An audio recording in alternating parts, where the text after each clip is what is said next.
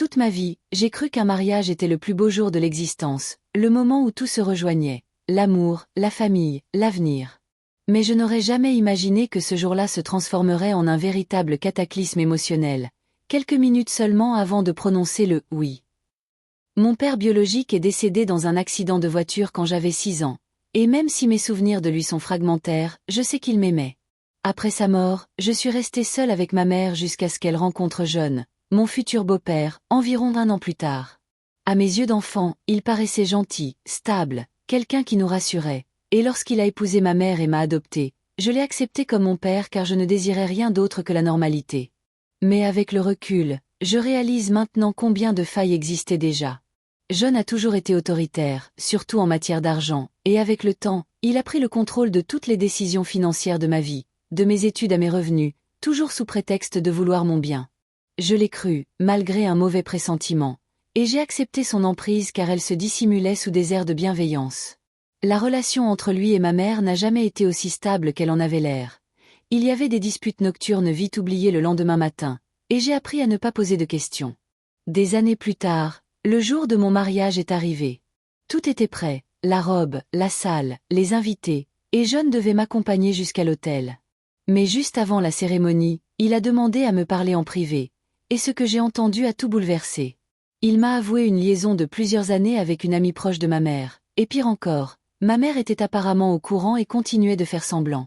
À cet instant, mon monde s'est effondré, car il m'a révélé qu'il m'avait délibérément maintenue dans une dépendance financière pendant des années pour que je ne puisse jamais être indépendante. Chaque décision qu'il présentait comme une « protection » était, en réalité, une forme de contrôle.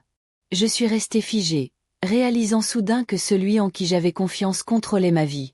À cet instant précis, j'ai pris la décision la plus difficile de ma vie. Je ne pouvais pas le laisser m'accompagner jusqu'à l'hôtel. Je suis sortie de la pièce, j'ai retrouvé mon oncle, qui avait toujours été une présence discrète, honnête et constante dans ma vie, et je lui ai demandé de m'accompagner. Il a été surpris, mais n'a posé aucune question. Il m'a simplement serré dans ses bras, et à cet instant précis, j'ai su que j'avais fait le bon choix.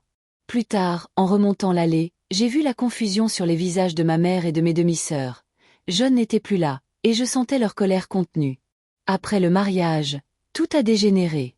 Mes demi-sœurs m'ont bombardé de messages remplis d'accusations, d'égoïsme et de trahison, tandis que ma mère s'est complètement éloignée de moi et a même cessé de répondre à mes appels. J'ai essayé de lui expliquer qu'il ne s'agissait pas de vengeance, mais de vérité et de protection, mais elle n'a rien voulu entendre. Parallèlement, mon voyage de noces a été un véritable déchirement car, même si j'avais épousé l'homme de mes rêves, je me sentais isolée de ma propre famille.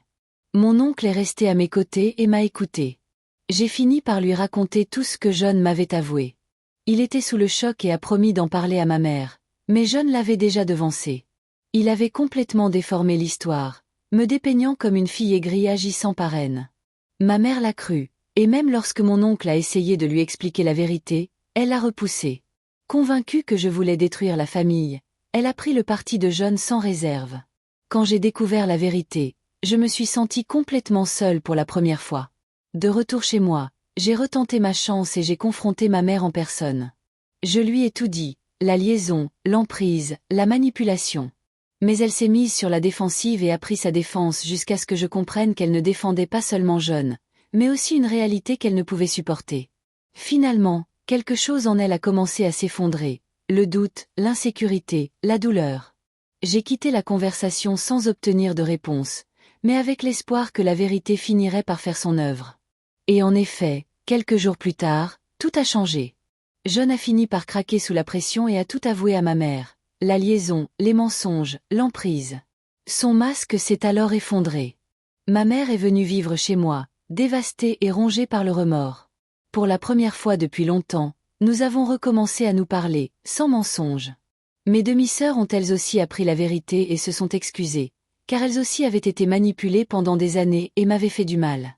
John a disparu de nos vies et j'ai décidé de tourner la page.